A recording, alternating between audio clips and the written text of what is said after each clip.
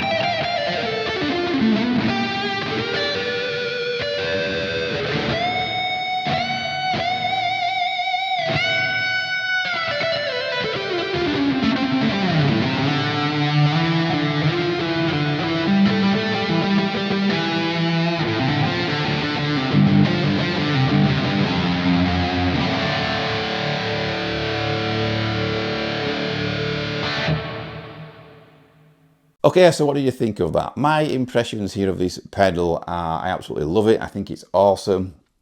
It's really well made, you know, it's a tour worthy pedal. It feels quality, it's pretty heavy.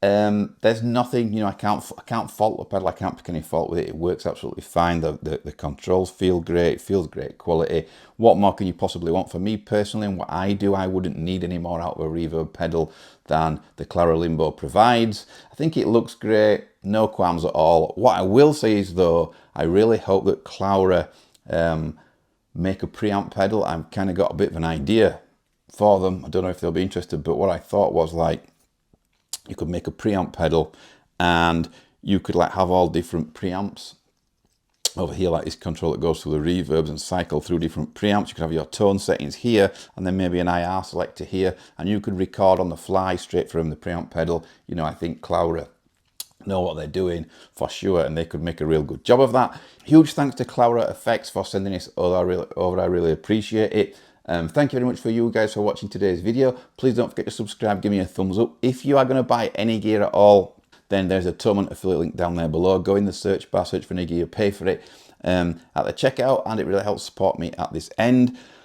If you want to buy any Klowra gear, guys, the link for the Klowra website is down there below in the description, and there's also a link to their Amazon site if you want to go and buy anything on the fly. So yeah, huge thanks to Klowra, and like I always say, use your ears, guys, not mine. I want to know what you think about the new Klowra Limbo. Check out their other pedals as well, and I'll see you all very soon.